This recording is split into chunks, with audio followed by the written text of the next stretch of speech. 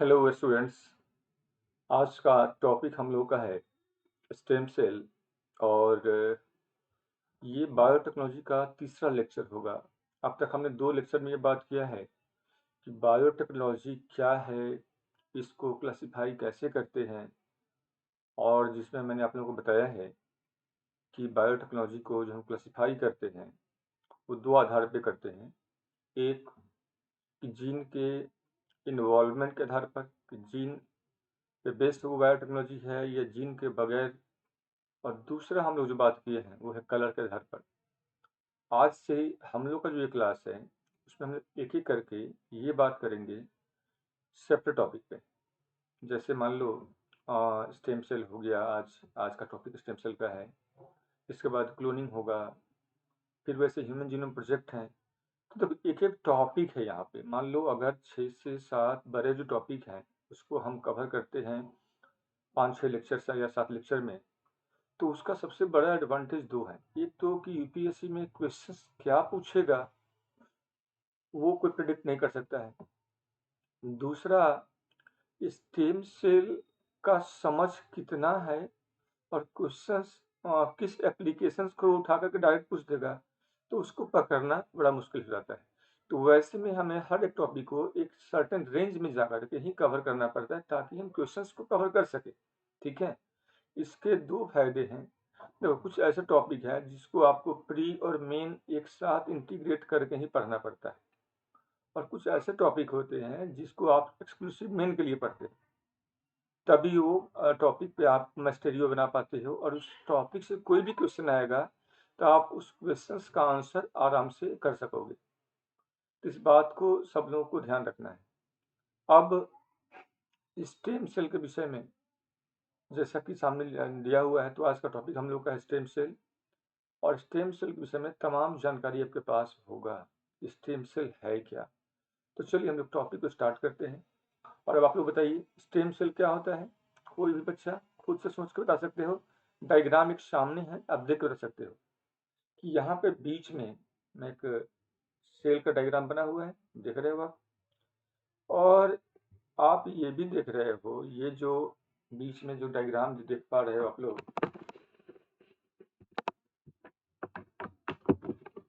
यहाँ पे दिख रहा है ना। ये सेल है, यहाँ पे सर्टेन सेल्स का एक ग्रुप है ये। और इस सेल से कई तरह के अलग अलग प्रकार का सेल्स जो है ये निकल रहा है। मतलब ये जो सेल्स हैं, इस सेल में वो क्षमता है कि वही सेल आगे इंटेस्टाइन के सेल में, लीवर के सेल में नहीं, वैसे ही ये हमारे बॉडी के सेल्स में, ये हमारे मसल्स या ये न्यूरॉन के सेल्स में, मतलब नर्व सेल्स में, ये ब्लड सेल्स में, और ये मसल सेल में बदल रहा है। मतलब एक सेल का वो मास जो कई प्रकार के सेल को दे पा रहा है उसमें बदल रहा है। वैसे सेल को हम लोग क्या कहते हैं? स्टेम सेल कहते हैं। अब यहाँ पे अलग अलग सेल है, अलग अलग दिख रहे हो ना, यहाँ पे कई सारे सेल्स हैं जो अलग अलग में बदल रहा है। तो इस सेल में वो क्षमता है कि ये कई प्रकार के सेल को बना सकता है। तो इसी पे हम लोग आज बात करेंगे, और एक एक करके पहले समझते हैं कि स्टेम सेल होता क्या है। तो अगर कोई आपसे सवाल पूछता है कि स्टेम सेल होता क्या है, तो क्या कहोगे? कि stem cells are those cells that has immense ability to give rise any kinds of cells. Stem cell are those cells that has immense ability to give rise any kind of cells. That cells are called stem cells. Sometimes it, it is able to differentiate into, or it give rise only one kind of cells. Sometimes it is capable to give rise several kind of cells. Sometimes it is capable to give rise whole organism, and sometimes it is capable to gives few types of cells. So this is the capacity of the stem cells. मतलब इसमें वो क्षमता है कि कई दफा ये cell अपने जैसे ही सेल का निर्माण करता है। कई दफा ये सेल कई प्रकार के सेल का निर्माण कर सकता है, कुछ प्रकार के सेल का निर्माण कर सकता है, या पूरे जीव का ये निर्माण कर सकता है, ये क्षमता है इस सेल में। ऐसे सेल को हम लोग स्टेम सेल कहते हैं। तो ये सेल कहाँ का सेल है, कैसा सेल्स है? कि ये वो सेल है जो प्रिमिटिव सेल्स हैं, ये वो सेल है जो ब्लैंक सेल्स हैं, ये वो सेल है जो नॉन डिवाइडेड है अब तक, ये वो सेल है जो अनडिफरेंशिएटेड है अब तक, ये वो सेल है जो डिफरेंशिएट करेगा तो कई प्रकार के सेल को दे सकता है। वैसे सेल को हम लोग स्टेम सेल कहते हैं। ये बात हम लोगों को समझना। इसमें से बहुत सारी बातें हैं जो लिखना पड़ेगा आप लोगों को, ठीक है? तो मैं भी थोड़ा लिखता हूँ, थोड़ा आप लोग भी लिखना, और आगे हम लोग बात करेंगे कैसे, सोर्स क्या है, कहाँ से सर्च सेल को अटेंड करते हैं। चीज़ों को वन बाय वन हम लोगों को यहाँ पे समझना भी है अच्छे से, ताकि हमारी तैयारी अच्छे से हो सके। तो चलिए मैं यहाँ पे जो डायग्राम है इसके आगे बढ़ रहा हूँ। मैंने जो बात कहा वो बात आप लोग शायद समझ गए होंगे।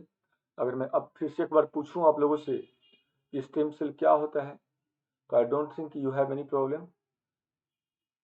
आपको शायद अभी भी कोई दिक्कत हो रहा हो तो आप बता सकते हो कि सर अब नहीं, कोई प्रॉब्लम नहीं है। ये स्टेम सेल एक खाली सेल्स हैं, शुरुआती सेल हैं, एक अविकसित सेल्स हैं, एक अविभाजित सेल्स हैं जिसमें विभाजन का असीम क्षमता होता है। ये वो सेल है जो कई प्रकार के सेल को बना सकता है, ये वो सेल है जो कई प्रकार के सेल में विभेदित हो सकता है, ये वो सेल है जो अपने जैसा कुछ जैसा कई प्रकार के और पूरे जीव का निर्माण कर सकता है। ऐसे सेल को हम लोग स्टेम सेल कहते हैं। ये बातें हैं जो हम लोग को यहाँ पे समझना है, इसके बाद चीज़ें बहुत आसान हो जाती है, इसके बाद चीज़ें काफ़ी आसान हो जाएंगी। पर ये शुरुआती बातें जो हम लोगों को समझना जरूरी है। अब हम लोग चलते हैं यहाँ से आगे और देखते हैं कि स्टेम सेल्स को लेकर के क्या क्या चीज़ें हैं जो हम लोग को जानना चाहिए और कैसे हम समझेंगे इस चीज़ को। चलिए मैं लिखता हूँ, आप लोग लिखना चाहे मेरे साथ लिख सकते हैं।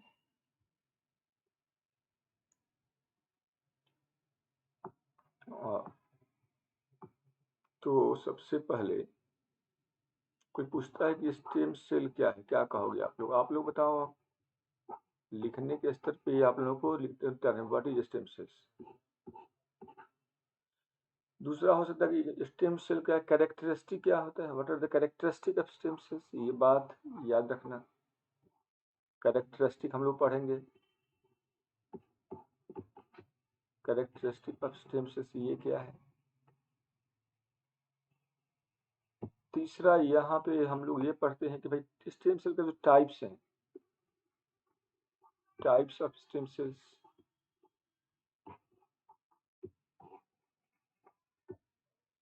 और फिर हम लोग जाके पढ़ेंगे पोटेंशियल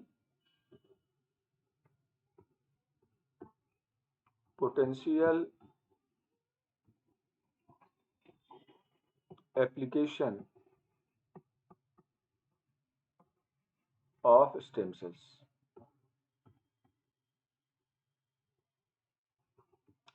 टाइप के साथ हम लोग यहाँ पे सोर्स भी देख लेंगे, source and type, sources and types of stem cells. तो आज का जो क्लास है ये इन्हीं 4 हेडिंग में हम लोग आज के इस टॉपिक को देखते हैं, इस पूरे को, और समझने का प्रयास करेंगे कि ये चारों बातें हमें समझ में आ रही हैं कि नहीं आ रही हैं। ठीक है, तो याद रखिएगा आप लोग। और ये जो एप्लीकेशन जो पार्ट है ये सबसे मेजर पार्ट है, उसके बाद सोर्स टाइप भी उतना ही इम्पोर्टेंट है। देखो इम्पोर्टेंट तो सब कुछ है, इसमें ये कह दूंगा कि ये नहीं इम्पोर्टेंट है वो नहीं है, तो ये नहीं, सब कुछ इम्पोर्टेंट है। तो आई होप कि आप लोग लिख चुके होंगे। और ये 4 हेडिंग जिसके अंदर हम लोग बात करेंगे पूरे स्टेम सेल के विषय में, और एक एक एग्जाम्पल को समझना है सभी बच्चों को। कोई एग्जाम्पल्स क्या हैं, उस एग्जाम्पल पे किस तरह के सवाल बनते हैं, और लास्ट में हम लोग फिर देखेंगे कि इंड्यूस्ड स्टेम सेल थेरेपी क्या है। Induced stem cell therapy IST ये क्या है, ठीक है। और इससे जो लास्ट में एक हेडिंग ये भी आप लोग यहाँ पे ऐड कर सकते हैं। तो चलिए अब आगे बढ़ते हैं। तो सबसे पहले हम लोग बात करते हैं स्टेम सेल क्या है, what is stem sales.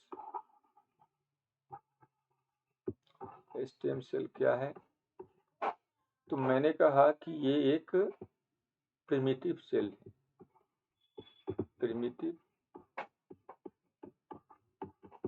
Sales. Primitive का मतलब हुआ शुरुआती, आरंभिक। ठीक है, मैं बताऊंगा अभी क्यों प्रिमिटिव मैं इसको कह रहा हूँ। इसके बाद ये सेल्स अभी तक ये अनडिवाइडेड है, अनडिवाइडेड सेल्स है ये,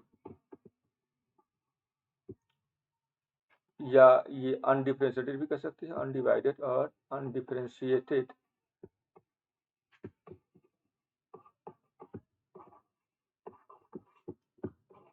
ये सेल्स हैं। अब यहाँ दो वर्ड है, अनडिवाइडेड और अनडिफरेंशिएटेड। देखो, डिवीजन का मतलब होता है increase in number, increase in number, और डिफरेंशिएशन का मतलब होता है इंक्रीज इन टाइप्स। तो जब टाइप्स में बढ़ोतरी हो जाए, इंक्रीज हो जाए,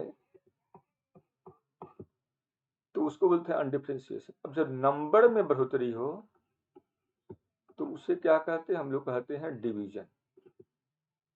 तो स्टेम सेल क्या है, प्रिमिटिव सेल्स हैं जो अभी अनडिवाइडेड हैं, जो अभी अनडिफरेंशिएटेड हैं, पर इसमें डिवीजन का इमेंस एबिलिटी है, and has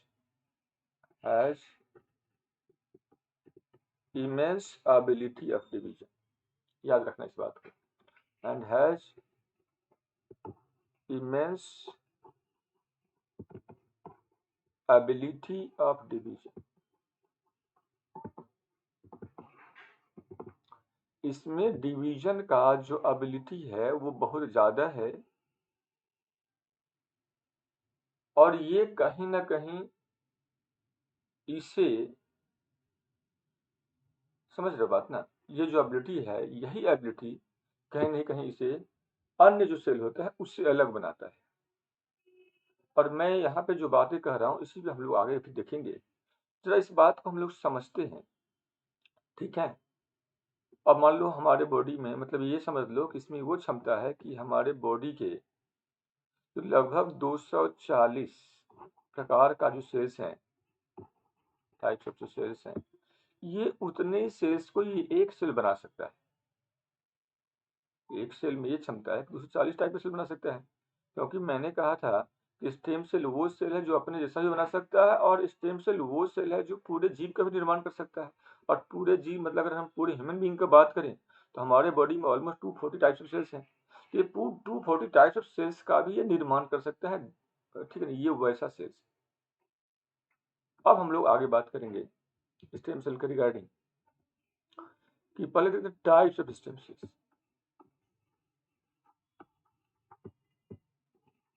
types of stem cell.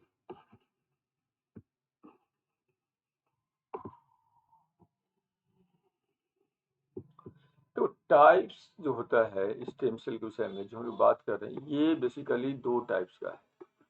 वैसे ये हमारे ऊपर डिपेंड करता है कि इसको हम कितने टाइप बांट सकते हैं, पर ब्रॉडली इसको हम लोग दो में कैटेगराइज किए हैं। और वो है, पहला जिसका कैटेगरी है वो पहला है, मैं लिख दे रहा हूँ यहाँ पे, जिसको हम लोग बोलते हैं on the basis of ability of division और डिफरेंशिएशन। एक हो गया on the basis of ability of division and differentiation.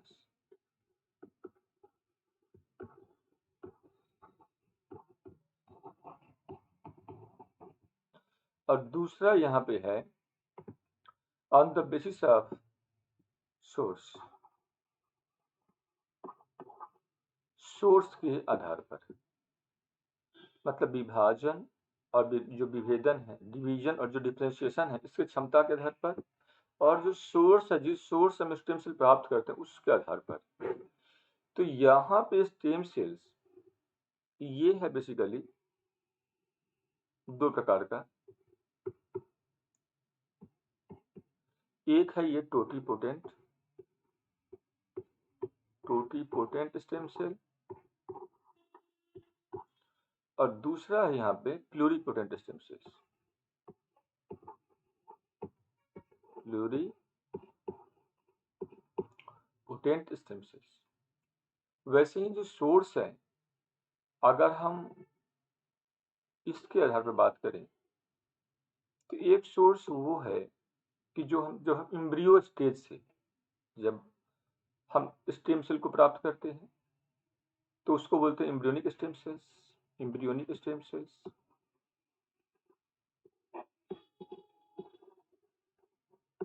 और अगर इसे हम किसी एडल्ट पर्सन्स के बॉडी से प्राप्त करते हैं तो इसे हम लोग बोलते हैं एडल्ट स्टेम सेल्स।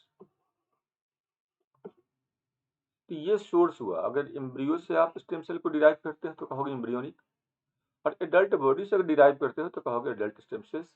तो उस पर हम लोग आगे बात करेंगे। पहले हम लोग बात करते हैं कि टोटीपोटेंट क्या होता है या प्लूरीपोटेंट क्या होता है, उस पर चलते हैं हम लोग। देखो, जो टोटीपोटेंट स्टेम सेल्स हैं, जो टोटीपोटेंट स्टेम सेल्स हैं, ये क्या है इसको समझो आप। टोटीपोटेंट स्टेम सेल का मतलब हुआ वो सेल जो पूरे जीव का निर्माण करता हो। ये बात क्लियर हो जाना चाहिए। ये एक सिंगल सेल है, वो सेल है इसमें ये क्षमता है कि डिवीजन और डिफरेंशिएशन के द्वारा संपूर्ण जीव का निर्माण कर सकता हो। जैसे मान लो पूरा ह्यूमन का निर्माण कर दे ऐसा सेल्स, या ऐसा कोई सेल्स हो जो पूरे प्लांट का निर्माण कर दे ऐसा सेल्स, या कोई ऐसा सेल्स हो जो पूरे कोई किसी जिस भी जीव का हो, कोई भी एक जीव है जिस पूरे जीव का अगर निर्माण करता है तो that kind of cells are called totipotent. ठीक है, माने a single cells which has capacity to give rise whole individuals that are called totipotent stem cells। अब दूसरा सेल्स है उसका बात करेंगे, ठीक है, और वो है pluripotent stem cells. Pluripotent stem cells. अभी मैं आ रहा हूँ, एग्जाम्पल भी बताऊंगा आप लोगों को, एग्जाम्पल्स क्या हैं किसके। ठीक है, जब मैं सोर्स पे आऊंगा तो वहाँ पे एग्जाम्पल भी आप लोगों को बताऊंगा कौन टोटीपोटेंट है कौन प्लूरीपोटेंट है। प्लूरीपोटेंट का मतलब हुआ कि ये जो सेल्स होता है इसको हम लोग ब्रॉडली 3 कैटेगरी में बांटते हैं। इसको हम लोग, एक होता है मल्टीपोटेंट, मल्टीपोटेंट, एक होता है ओलिगोपोटेंट,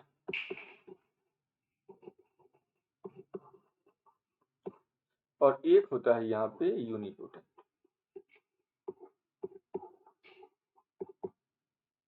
तीनों मैंने बांटा, किसको, प्लूरीपोटेंट। ये 3 अलग प्रकार के हैं। तो पहले देखते हैं कि मल्टीपोटेंट। ठीक है, जो मल्टीपोटेंट है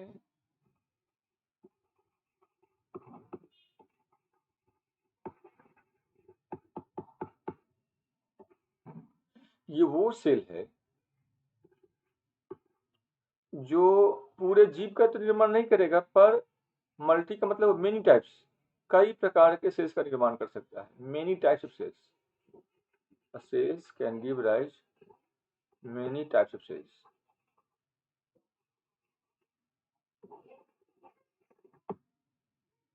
ठीक है, अब इसके कुछ एग्जाम्पल जैसे मान लो अगर जानना चाहो थोड़ा सा तो मैं यहाँ इसका एग्जाम्पल बता देता हूँ आप लोगों को।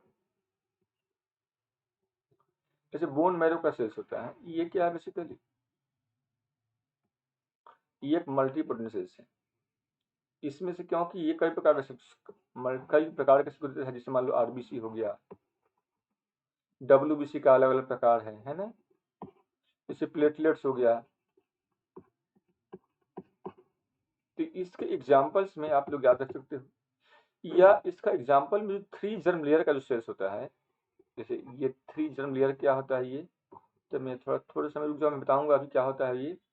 पर ये शुरुआती एम्ब्रियोनिक डेवलपमेंट का 3 लेयर होता है जिससे चल के हमारे शरीर के सारे जो ऑर्गन्स हैं बनते हैं।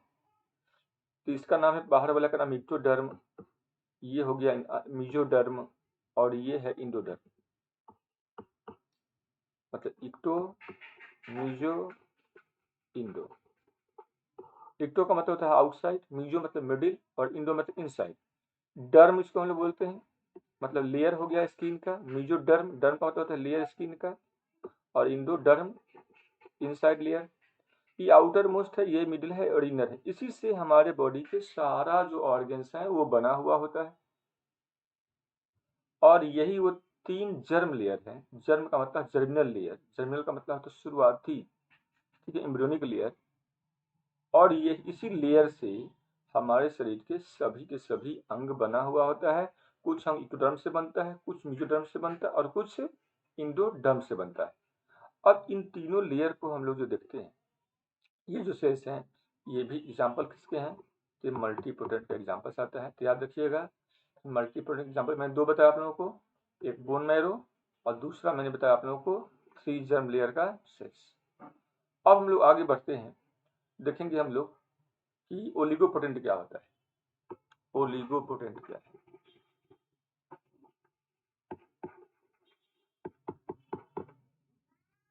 देखो, ओलिगोपोटेंट जो सेल है, जैसे मल्टीपोटेंट में मैंने बताया आप लोगों को, ये कई प्रकार के सेल को दे सकता है।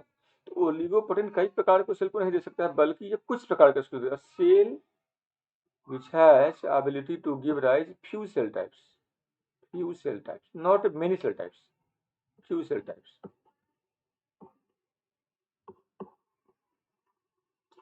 मतलब ये वो सेल है जो कुछ ही प्रकार के सेल को बना सकता है या उसमें बदल सकता है। ऐसे सेल को हम लोग बोलते हैं ओलिगोपोटेंट। इसके कुछ एग्जांपल्स हैं, इसको देखते हैं। जैसे हमारे शरीर में कुछ माइलोइड सेल्स हैं,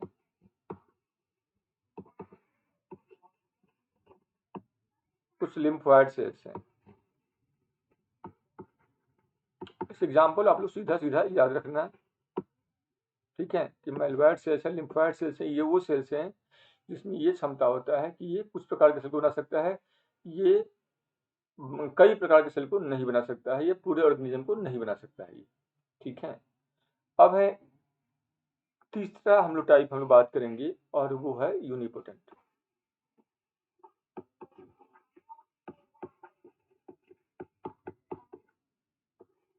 देखो, यूनिपोटेंट का मतलब हुआ ये वो सेल है जो अपने जैसे सेल का निर्माण कर सकता है, ठीक है, सेम टाइप ऑफ सेल्स का निर्माण कर सकता है या उसमें विकसित हो सकता है, उसे बना सकता है। ये sales which is able to give rise or able to form same types of cells, same type, अपने जैसे सेल को बना सकता है ये क्या है, यूनिपोटेंट सेल्स है। इसके एग्जांपल देख लें हम लोग। इसके एग्जांपल क्या है, जैसे स्किन सेल है हम लोगों का, है, या जैसे हम लोग कहें कि बोन से हो गया, तो बोन का सेल तो बोन ही को बनाएगा, स्किन सेल स्किन को ही बनाएगा, लीवर का सेल लीवर को बनाएगा, है ना। तो ऐसे जो काम है, जैसे मान लो कभी कट फट गया, हड्डियां टूट गई, लीवर में कोई जख्म हो गया, तो ये जो लीवर का जो रीजनरेटिव एबिलिटी होता है, बोन का जो मरम्मत करने का एबिलिटी होता है, स्किन का जो रिपेयर करने का एबिलिटी होता है या रिप्लेस करने का जो एबिलिटी होता है, ये सब जो एबिलिटी है ये क्या है, स्किन का सेल तो सिर्फ स्किन को बनाता है। ऐसा तो है नहीं कि स्किन का सेल कुछ और बना देगा। बोन का सेल बोन को बनाता है और कुछ तो बनाएगा नहीं। मैं बोन मैरो की बात नहीं कर रहा, ठीक है। लीवर का सेल तो लीवर को बनाएगा। अभी पीछे जो देखे थे आप लोग, वो बोन मैरो था, वो बोन नहीं था, ठीक है। इस बात को समझना होगा आप लोगों को। तो मैं जो बता रहा था, तो ये है यूनिपोटेंट सेल्स। अब इसके एग्जाम्पल आप लोग समझ गए। तो अगर, तो अब तक हम लोगों ने समझा कि ये सेल क्या होता है, कौन सा, हाँ, स्टेम सेल्स का जो डिवीजन और डिफ्रेंशिएशन के आधार पर कितने प्रकार का होता है। अब हम लोग बात करने जा रहे हैं on the basis of source. Source के आधार पर स्टेम सेल को हमने 2 में बांटा है। तो on the basis of source,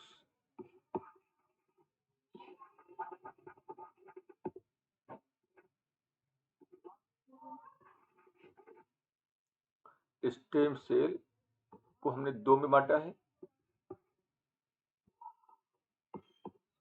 पहला है ये एम्ब्रियोनिक स्टेम सेल्स,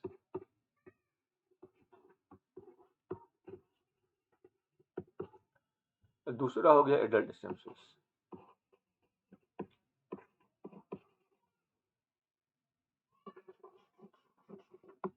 जो एम्ब्रियोनिक स्टेम सेल्स हैं, ये बेसिकली वो सेल्स हैं जो एम्ब्रियो से डिराइव किया गया 14 डेज ओल्ड एम्ब्रियोनिक मास से।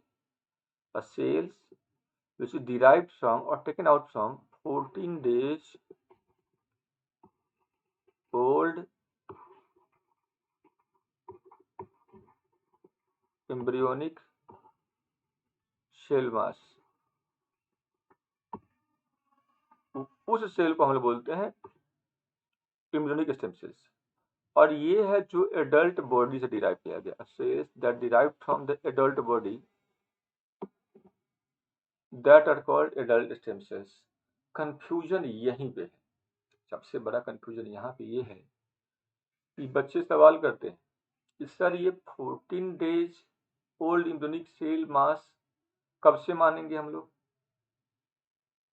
और इसके बाद का सेल का क्या होगा, अगर इससे ज्यादा दिन का है तो क्या वो एम्ब्रियोनिक नहीं होगा, एडल्ट, ठीक है। तो यहाँ पे इस कंफ्यूजन को दूर करने के उपाय है, एक डायग्राम से हम दूसरे समझते हैं। देखो आप लोगों को पता है कि भाई स्पर्म और एग जब ये दोनों फ्यूज करता है तो क्या बनता है, एक जाइगोट बनता है।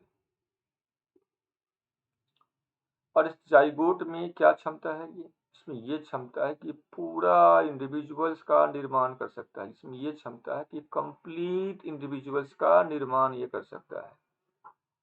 सवाल ये है, तो ये सेल क्या सेल है, ये है एम्ब्रियोनिक स्टेम सेल्स। चूंकि ये जाइगोट से ये स्पर्म और एग से फर्टिलाइजेशन होने के बाद जो जाइगोट बना है तो एम्ब्रियो स्टेट में है।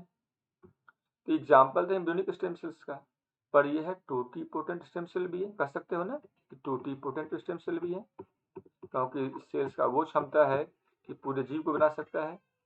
तो ये प्रकार का ये टोटीपोटेंट स्टेम सेल्स हैं जो पूरे जीव को तो बना ही सकता है, साथ साथ इस सेल का सोर्स की अगर हम बात करें तो सोर्स क्या होगा, एम्ब्रियो।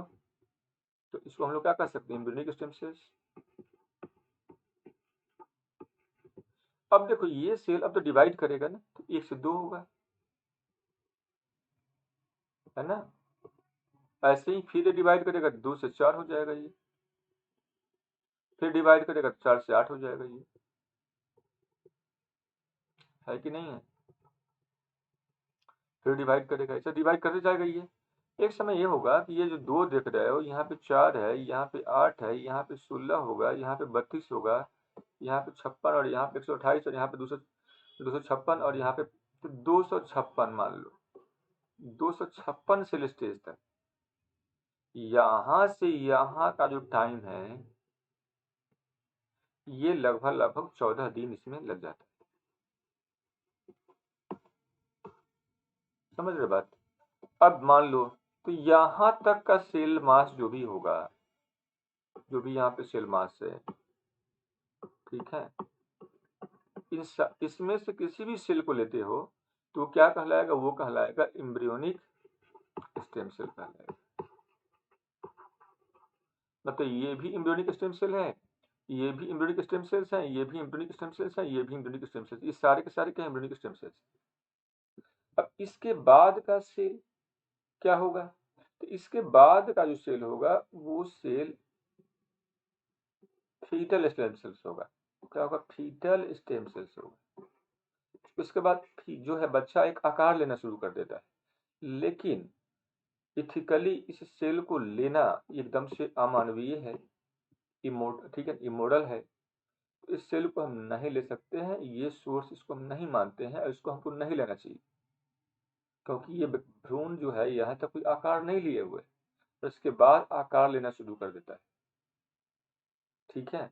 तो यहाँ से आगे का सेल हम लोग नहीं लेते। जब इस बच्चे का जन्म हो जाता है, जन्म के समय जो प्लासेंटा से जो मदर से जुड़ा हुआ होता है, तो उस प्लासेंटा का सेल को हम लोग लेकर के प्लासेंटा बैंक में प्रिजर्व कर सकते हैं।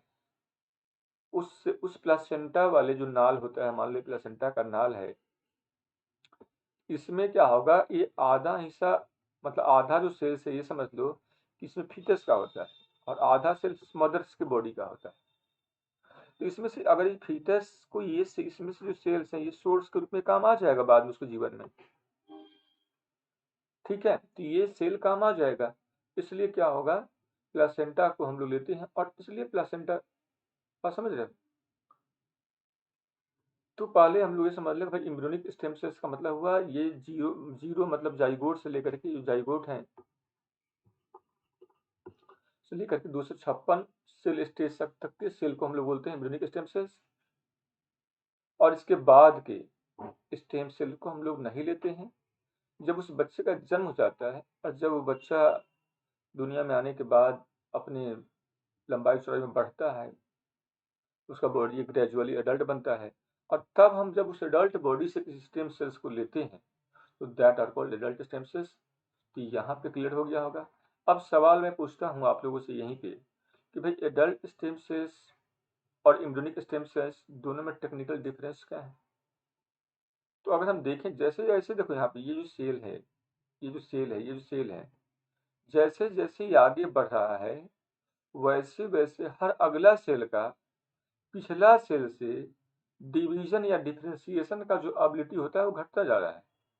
भाई एक बार डिवाइड कर चुका है, दोबारा डिवाइड किया, तीसरा डिवाइड किया, तो इस सेल में डिवीजन का क्षमता ज्यादा होगा या इस सेल में ज्यादा होगा।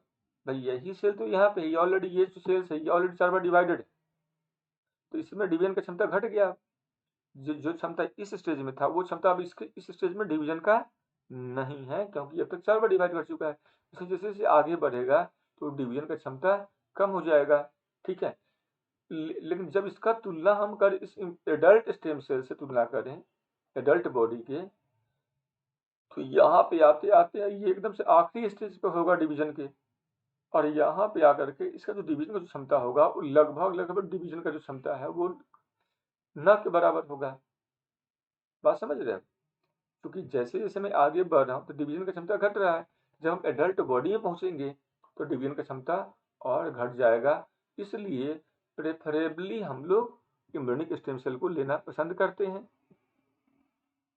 पर वहां पे कई सारे तमाम सवाल लोगों ने खड़ा कर दिया हुआ कि भाई ये सेल क्यों ले, इसको क्यों नहीं ले। तो ये सवाल कहने का ही हम लोगों को घेरे हुए हैं, और इसी वजह से हम लोग अभी भी इसका एक कोई भी ठोस उत्तर नहीं दे पाते। अब अगला समझते हैं इसको। स्टेम सेल, जैसे मान लो एम्ब्रियोनिक स्टेम सेल्स है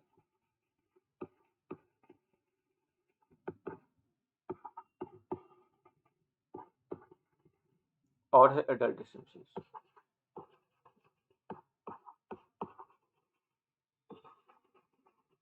इन दोनों में बेसिक डिफरेंस क्या है। पर इन दोनों में बेसिक डिफरेंस ये है कि ये सेल जो है इसमें डिवीजन का क्षमता ज्यादा है, मोर डिवीजन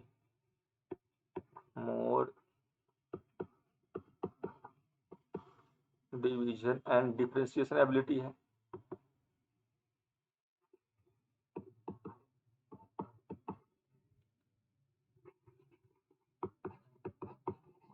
इसमें क्या है, ये less division and differentiation ability है। ये क्या है, अनडिफरेंशिएटेड है, अनडिवाइडेड और अनडिफरेंशिएटेड है। मतलब ये लिस्ट डिफरेंशिएटेड और लिस्ट डिवाइडेड है, जबकि ये क्या है, ऑलरेडी, मतलब ठीक है ना, ये डिवाइडेड है, ये divided more divided and differentiated है।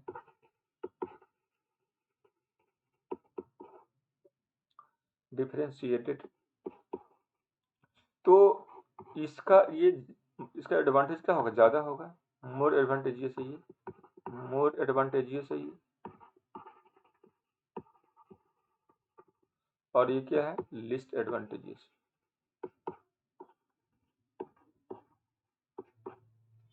क्योंकि ये किसी भी तरह के सेल में ये को बना सकता है, पर ये सभी तरह के सेल को ये नहीं बना सकता है एडल्ट वाला। तो ये आपको एक डिफरेंस भी समझना होगा। जहाँ तक सोर्स की बात है, इसका सोर्स क्या हो गया, एम्ब्रियोनिक स्टेट, और इसका क्या हो गया, एडल्ट बॉडी। तो ये भी क्लियर हो गया आप लोगों को। अब हम लोग यहाँ तक ये समझे हैं कि स्टेम सेल होता क्या है, स्टेम सेल के टाइप क्या है। अब एक और स्टेम सेल का कैरेक्टरिस्टिक क्या होता है, कैरेक्टरिस्टिक ऑफ स्टेम सेल्स।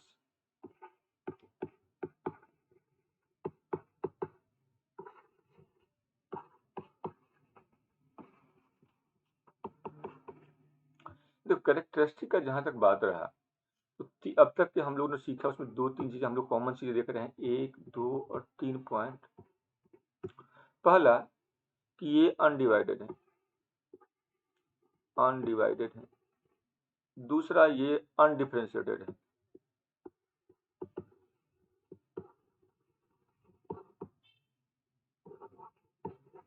और तीसरा इसमें डिवीजन का एबिलिटी बहुत ज्यादा है, has immense ability of division, immense ability of division. और ये तीनों कैरेक्टरिस्टिक है स्टेम सेल होने के लिए, कि भाई अगर कोई सेल को स्टेम सेल तब कहेंगे जब वो कम डिवाइडेड हो, अनडिवाइडेड का मतलब हुआ लिस्ट डिवाइडेड हो, डिफरेंस का मतलब हुआ लिस्ट डिफरेंशिएटेड हो, और इमेंस एबिलिटी ऑफ डिवीजन का मतलब हुआ कि उसमें डिवीजन का एबिलिटी होना चाहिए, नहीं होगा तो फिर उससे स्टेम सेल हम नहीं मानेंगे। ठीक है, तो ये क्राइटेरिया है। इसको आप अन को आप लिस्ट ले सकते हो, और यहाँ भी लिस्ट ले सकते हो, और यहाँ पे इमेंस की जगह पे एट लिस्ट ले सकते हो। तो तीन वर्ड आप यहाँ पे ध्यान रखना। तो ये तीनों करेक्टरिस्टिक ऑफ स्टेम सेल्स में आ जाएगा। किसी भी सेल को स्टेम सेल बनने के लिए ये करेक्टरिस्टिक होना ही होना चाहिए। अब हम लोग आगे बढ़ते हैं और बात करेंगे potential application of stem sales में।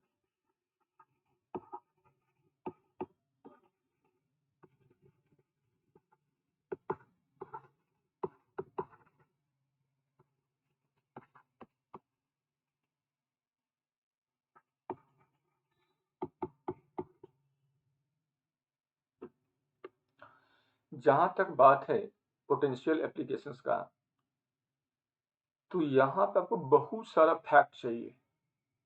ठीक है, बहुत सारा फैक्ट चाहिए, मतलब एक दो फैक्ट नहीं, कम से कम आपको 15 से 20 पॉइंट होने चाहिए आपके पास, इसका क्या क्या यूज हो सकता है। और कुछ मैं बता देता हूँ, कुछ आप लोग नेट पे भी सर्च कर सकते हो, बहुत जो भी सोर्स मिलता है पढ़ने के लिए आप लोग वहां से भी पढ़ सकते हो। ये जो पोटेंशियल एप्लीकेशन की बात है, तो पहला वन बाय वन हम लोग बात करते हैं। चलिए देखते हैं इसको। Number 1, number 2, number 3, number 4, number 5। ये पहले मैं 5 में डालता हूँ, और उम्मीद करता हूँ कि भाई आप लोग अपनी तरफ से जो मैंने जैसा बताया कि एटलीस्ट आप लोग एक बार देख लीजिएगा कि स्टेम सेल का पोटेंशियल जो एप्लीकेशंस हैं वो क्या हो सकता है। ठीक है, तो सबसे पहला स्टेम सेल थेरेपी हम लोग करते हैं, एंड स्टेम सेल थेरेपी।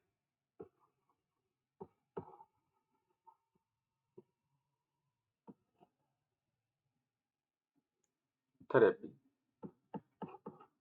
और ये है in the form of regenerative medicine.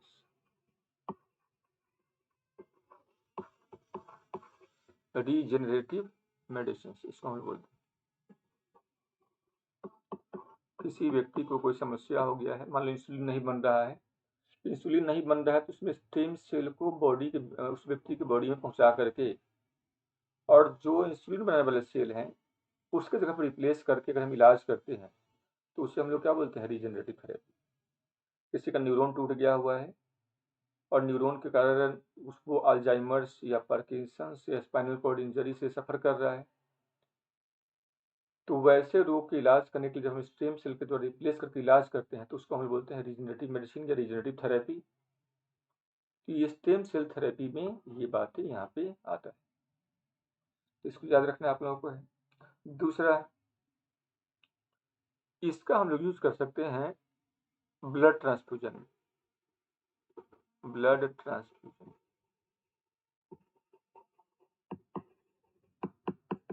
देखो, अक्सर दुर्घटनाएं बहुत सारा होते होता है जीवन में, वो तो एक अलग समस्या है। सबसे बड़ा समस्या ये होता है कि अगर कोई किसी पर्सन को थैलेसीमिया रोग है, ठीक है, या सिकल सेल एनीमिया रोग है, तो थैलेसीमिया या सिकल सेल एनीमिया में होता क्या है कि आरबीसी का जो आकार है वो जहाँ तक सिकल सेल एनीमिया में है वो सिकल सेप हो जाता है। थैलेसीमिया में हीमोग्लोबिन क्या होता है, वो उसका टूटना काफी टूटता है।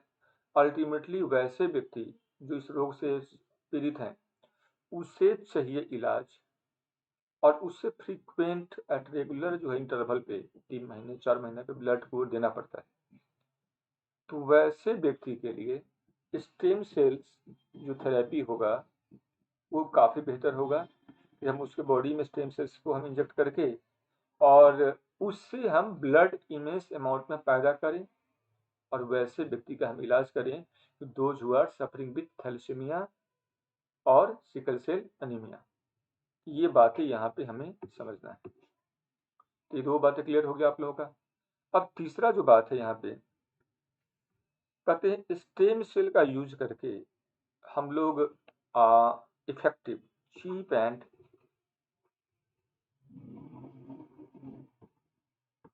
इफेक्टिव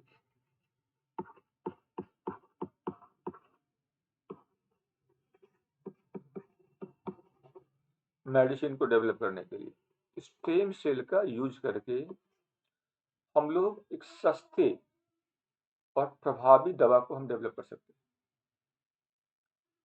मैंने कहा स्टेम सेल का यूज करके आप एक सस्ती और प्रभावी दवा को डेवलप कर सकते हो, और ये कब पॉसिबल है, ये पॉसिबल कैसे है? यस, ये पॉसिबल है। इसका एक उपाय है कि जैसे समझो इसको आप, कई दफ़ा जब हम कोई मेडिसिन को या वैक्सीन को, भी कोरोना का टाइम है, मान लो कोरोना कहीं वैक्सीन डेवलप करना हो, तो वैक्सीन का ट्रायल कहाँ पे करें? ह्यूमन पे करेंगे डायरेक्ट, बड़ा टेंशन बात होती है। तो ये ट्रायल हुआ है ह्यूमन से पहले, कहाँ पे हुआ होगा? ह्यूमन सेल्स पे हुआ होगा। और जब ह्यूमन सेल्स पे हमने कोरोना का वैक्सीन का जब ट्रायल किए, कोविड का या कोवैक्सीन का या कोविशील्ड, ठीक है ना, कोवैक्सीन का या कोविशील्ड का कोई भी आप ट्राई करते हो, तो स्टेम सेल पे ये, अगर इस सेल पे इसका रिस्पॉन्स हमने देख लिया अगर सही है, इसके अंदर जो वायरस है उसको मारने का क्षमता इसके पास है, अगर एक सेल पे करता है तो एक ग्रुप ऑफ सेल पे करेंगे, वहां भी इफेक्टिव है, तो फिर हम क्या करेंगे? डायरेक्ट इंडिविजुअल पे उसको इंजेक्ट कर देंगे। इस प्रकार से जब इसके एक सेल पे काम कर रहा है, इसके कुछ सेल के समूह पे काम कर रहा है, तो इस व्यक्ति पे भी काम करेगा। तो अब हम डायरेक्ट स्टेम सेल क्या होती है, ये सारे क्या स्टेम सेल्स हैं जिसपे हम लोग इस तरह का ट्रायल करते हैं, उसके बाद ह्यूमन पे करते हैं। तो अब जो रिस्क है था, अब इसके लिए क्या हुआ भाई, किसी ह्यूमन से आप एक सेल ले लिए, उस सेल को लेबोरेटरी में कल्चर कर लो, बहुत सारे सेल डेवलप कर लो, और कल्चर करने के बाद फिर टेस्ट करते रहो, टेस्ट प्रभावी है तो फिर ये प्रभावी होगा। इस प्रकार से ये थेरेपी है एक बड़ा खासा गेटवे खोल दिया है सस्ती और प्रभावी मेडिसिन का। तो ये 3 बातें क्लियर हो गया होगा, ठीक है। इसके अलावा जो इम्ब्रियोनिक जो डेवलपमेंट होता है, embryonic development,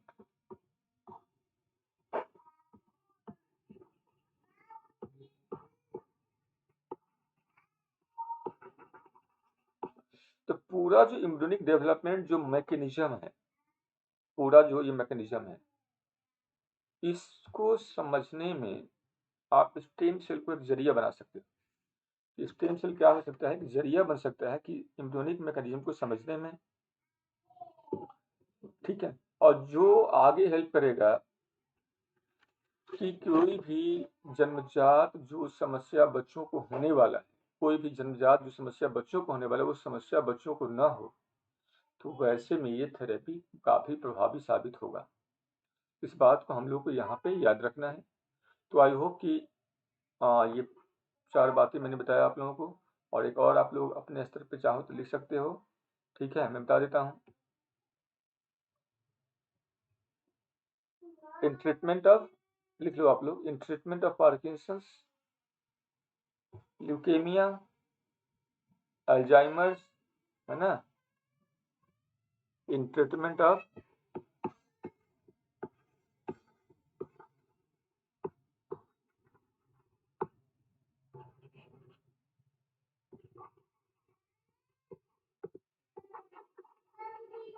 Parkinson's, Alzheimer, leukaemia. मैंने पहले ही बताया था आप लोगों को, पर अलग से इसलिए आप लोग जानो कि भाई ये सब जो रोग हैं इसके इलाज में काफ़ी प्रभावी रहा है। और आगे लोग स्टेम सेल का ही प्रैक्टिस करेंगे। इसके अलावा मैंने अभी बताया आप लोगों को कि चाहे वो थैलेसेमिया हो, है ना, या वो सिकल सेल एनीमिया हो,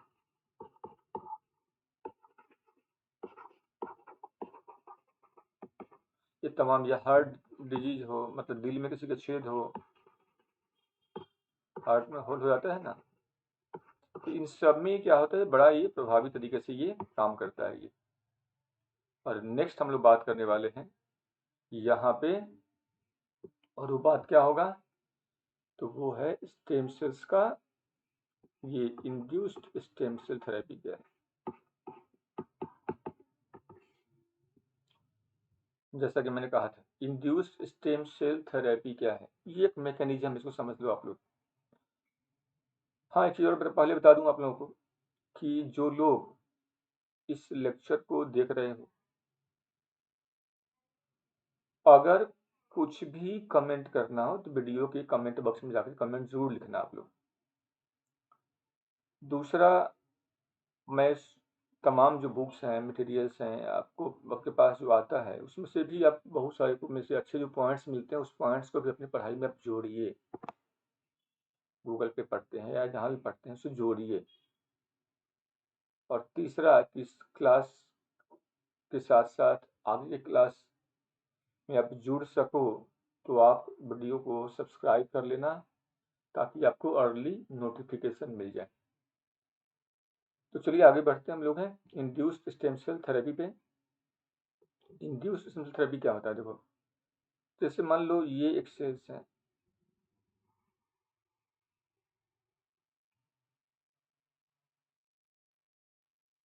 ऐसे नहीं, इसको ऐसे समझते हैं। होता क्या है कि जब हम, कोई एडल्ट बॉडी है, एडल्ट पर्सन है, इस पर्सन का जो सेल्स होता है मोस्टली, उसमें कौन सा सेल मिलता है, तो मोस्टली यहाँ पे आपको यूनिपोटेंट सेल मिलता है लेट एज वगैरह में। पर ये जो सेल है, ये डिवीजन का क्षमता इसमें कम है, इसमें डिवीजन की क्षमता बहुत ही कम है। इस सेल से इस व्यक्ति का कोई इलाज नहीं हो सकता है। किसी अंग का मरम्मत हो सकता है, अंग विशेष का जिस अंग से जुड़ा हुआ है, पर ये कोई बड़ा इलाज नहीं कर सकता है। तो वैसे में हम लोग इस सेल की क्षमता को बढ़ाने के लिए इसका हम जेनेटिक मैनिपुलेशन करते हैं। जब इसका हम जेनेटिक मैनिपुलेशन करते हैं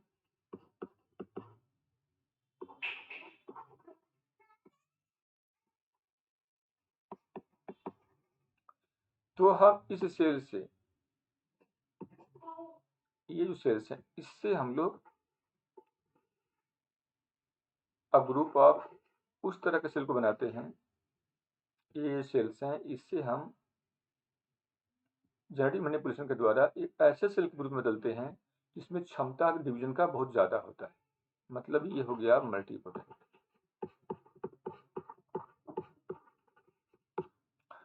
तो इंड्यूस्ड स्टेम सेल थेरेपी क्या हुआ, सिंपल भाषा में कहें तो a conversion of unipotent stem cells into multipotent stem cells by genetic manipulation in order to increase the capability of these cells and allow the person to go for treatment by using their own cells. ठीक है, so we here create an opportunity for persons, तो इस persons का जो stem cells हैं वो काम का नहीं है, तो हमने इसी के बड़ी से सेल ले लिया, इस सेल को मैंने बदल दिया, और अब इस सेल में वो क्षमता ला दी है जो अब इस व्यक्ति का रोग का इलाज कर सकता है। तो इसी चिकित्सा का नाम है इंड्यूस्ड स्टेम सेल थेरेपी।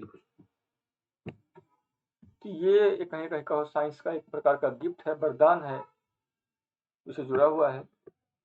तो जो मुझे समझाना था वो मैंने आप लोग को समझा दिया, बता दिया। ठीक है, एक बार और रिपीट कर दूं? अच्छा, रिपीट कर देता हूँ। मैंने कहा कि कोई व्यक्ति है, एडल्ट पर्सन है, इससे कोई समस्या है, मतलब कोई रोग है, पर उस रोग के इलाज के लिए इसके बॉडी में स्टेम सेल नहीं, क्योंकि इसका और जो भी है भी तो यूनिपोटेंट के फॉर्म में है, जो इसका मरम्मत कर सकता है पर उस रोग का इलाज नहीं कर सकता है। तो वैसे में हम लोग उस यूनिपोटेंट स्टेम सेल्स का जेनेटिक मैनिपुलेशन करते हैं, और चूंकि यूनिपोटेंट में क्षमता नहीं होता है तो मल्टीपोटेंट में जब बदल देंगे तो क्षमता क्या हो जाएगा, हो जाएगा।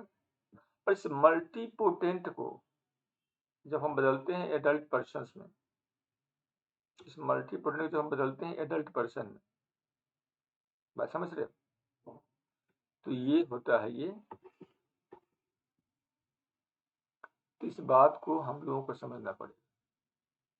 ठीक है, चलिए, थैंक यू। और वीडियो को लाइक कीजिए, शेयर कीजिए, सब्सक्राइब कीजिए।